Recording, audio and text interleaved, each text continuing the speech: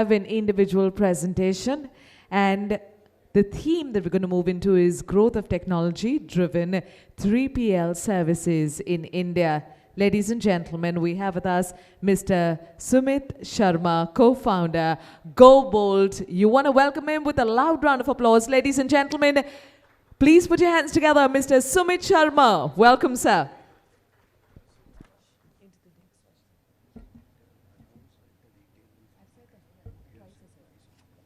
If you've been enjoying as much as I do. So I'll take you through a small presentation. Okay.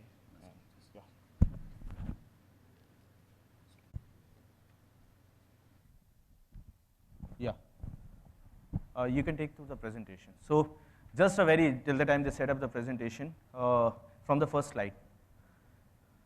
So just to give a brief background on who we are, GoBolt is into technology-enabled end-to-end logistics services. What we focus is primarily is on, we are a transportation-driven 3PL company. So most of the 3PL companies, as we see, they're very focused on warehousing, planning, etc.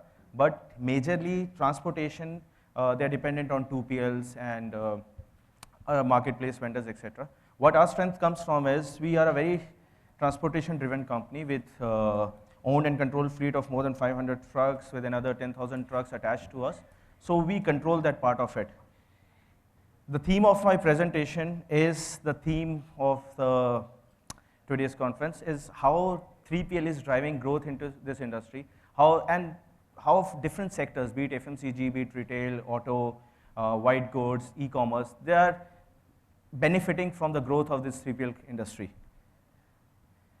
The industry, as we know, all of us are experts on this industry. I would not take much time on this. There is a customer side of where there are manufacturers, there are different companies manufacturing goods, and the distribution part of it. So typically it entails two parts. Transportation, which is primary transportation from the plants to warehouses to distribution centers, RDCs, in some cases to the end retailer, and the warehousing part of it. It's a big industry. Most of the estimates put it up to $200 to $220 billion industry, the biggest after US and China. Many inefficiencies plaguing it, primarily two. First, it's a very fragmented industry. We all know it's very small players working across, broker-dependent industry. Or as customers, we all struggle to get services at a better cost, consistent services, that is. Second, on the transporter side, or on a small transporter side, if you see what he struggles is for is a very poor asset utilization. Okay, typically asset utilization in India hovers around 40%, primarily because of two reasons. First, return load inefficiencies, and second, the broker-dependent market, where a real transporter has never access to the customers like you, is always attached to some big transporter to get a return load back to his source location. Opportunities are tremendous. The two low-hanging fruits is lack of technology. So we have been speaking on technology. There are certain sessions that have covered that. There are certain sessions in the day that covers that. And these are not just words. People are really seeing. In my presentation also, I'll touch upon how technology is touching different aspects of logistics. But people are really seeing the benefit of technology across different sectors. And also an enhanced focus on outsourcing logistics as an entire service. So typically how industries deal is, they have different vendors for their transportation, mid-mile, last mile, first mile, LTL, PT, FTL. They have different vendors for their warehousing needs. But there is a lot of synergy there where you give end-to-end contracts to one. Of course, there's a dearth of professionally run end-to-end logistics companies, and that's where the vacuum is. That's where the win-win for both the customers and the service provider is. So if you delve down, we all know this industry is heavily inefficient. So all estimates say we spend about 13% of our GDP in logistics, where an efficient or a developed economy would spend around 7 to 8%. So where is that 4 to 5% lies where we can target those things? So other than a higher road share, vis-a-vis a higher rail and air and shipping share in developed economies, and the part on theft and damages, the meat lies in between these three parts. First are inventory levels. India typically have very high inventory levels, which directly impacts the cost of good that it takes for a manufacturer to deliver that good to the end customer. Lower distances, lower kilometers covered per day by Indian trucks, which is roughly about a half or one third as compared to the developed economies, and longer distances because the primary logistics in India is all over the place, and people struggle in how you manage those route optimizations, etc. The key drivers that are driving this sector is, of course, rise of professional technology-enabled transportation and 3PL companies. In the past decade, we have seen many new companies coming in, professionals coming in, people like us starting up firms and trying to solve the problem which has been perennially plaguing the entire sector. Rapid adoption of technology, of course, I've briefly touched upon that, and in the coming slides would do. Enhanced focus on manufacturing, make in India, more tax benefits, SEZ zones development. So a lot of activity is happening in the economy, and improved legislative environment. With the coming of GST, e-way bill, a lot of efficiencies has been driven in the logistics sector.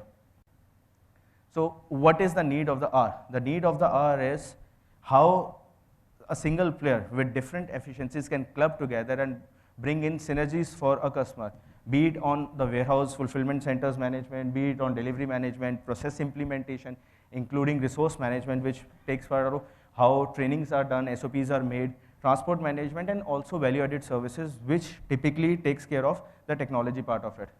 So that's where GoBolt comes into picture. Primarily, we focus on three big areas.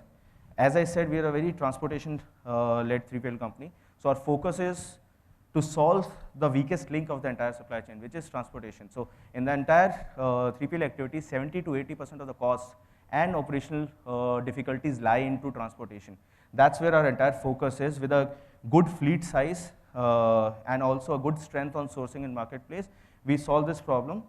We provide a holistic transportation solutions where we do from design to deliver, route optimizations, vehicle optimizations. Most of us struggle by not using the right size of the vehicles. None of us understand, because what we use is what is available in the market easily. Okay, so we get into those kind of things and get to the right vehicle size that is required by our customer. Real-time tracking, digital documentation, many other things that we follow along with. In end-to-end logistics planning, we not just get into transportation, we manage the entire end-to-end logistics for the customer. It starts from transportation, it moves into managing the warehouses, it gets into planning, dispatch planning, load planning, etc., and finishes up with the entire digitization of the supply chain.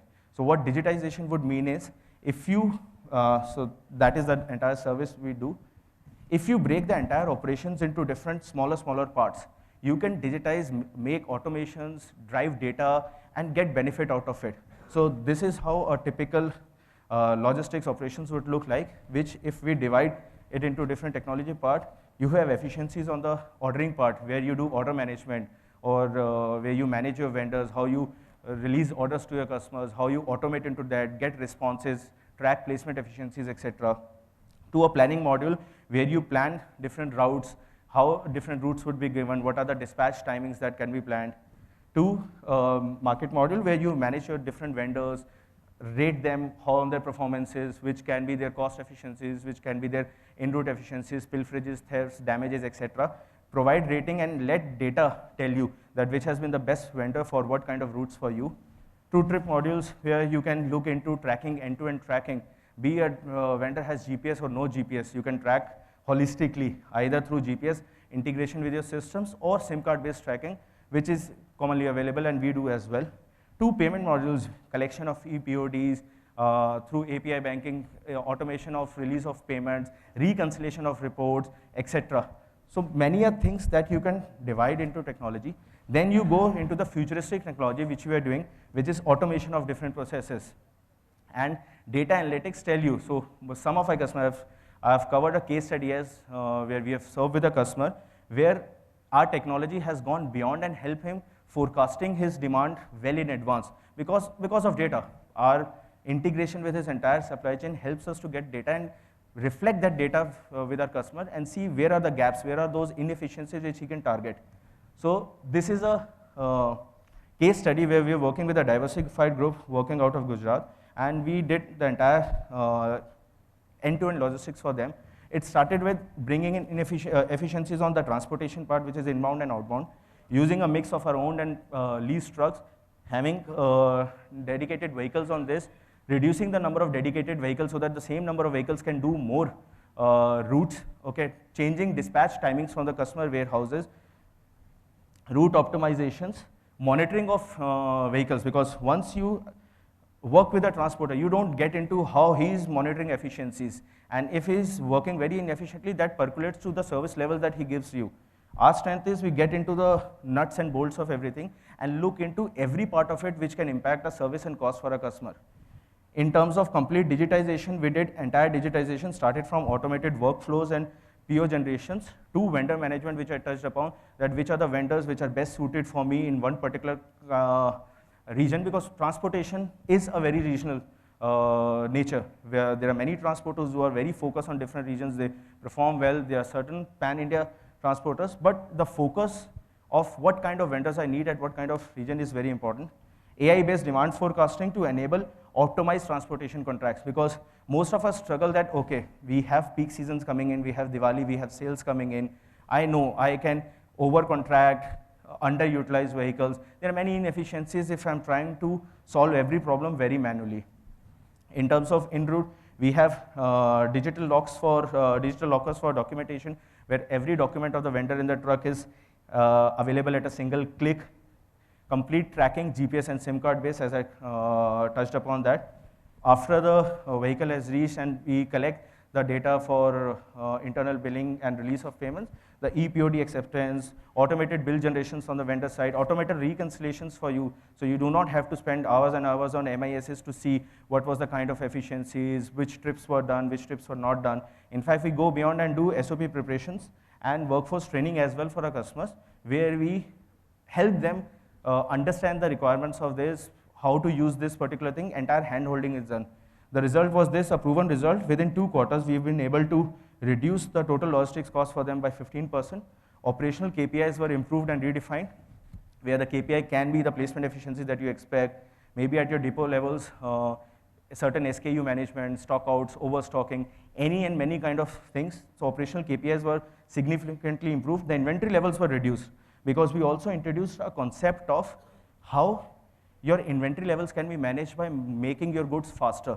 All of us understand inventory levels typically have 3 kind of levels. One is a cycle stock, the production cycle of your product. Second is a safety stock, the reorder point that you always follow. And the third and the most inefficient is a transit stock, the time it takes from the plant to reach the warehouse. That is where we impact a lot, because our trucks, typically online haul, they cover up from 700 to 900,000 kilometers a day. Vis-a-vis a normal transporter who will do a 300, 350. So there's a lot of inefficiency in the entire supply chain which we track. There's a huge pan-India network that we follow, very heavy, very focused on covering all the major cities and major regions of the region. And we have been recognized well by the industry. We have been awarded time and again on our disruptive supply chain models. We have been covered very well by the media as well. They have been generous to cover us. So in the end, the entire 3PL industry, it's a big industry, okay? If you see out of the $200 billion industry, 100 million or 120 million lies in the transportation and the 3PL part of it, which if together with the customers and the service provider side, they track together with technology, with better planning, with better control over fleets, getting into proper operational metrics of managing how transporters are managed, how they run their fleets, everything adds to first reducing those 4% inefficiency of the cost, which is a huge saving for everyone, plus improving the operational parameters, the service level expectations of the industry, which has been very low ever since this is an industry which is decades old, since independence have never changed. And the expectations of the service expectations of the customers have always been low. Where they understand that, okay, what is the kind of traditional transporters, what are they capable of, and how would they respond to different kind of things. But people like us, there are many other peers of us, we are trying to redefine this industry, and with the help of our customers, we have been able to, at some level, being able to do that. Thank you so much, that was my time. Thank you. If you have any questions, sure, you can hit right now, or maybe we can touch base offline. Thank you.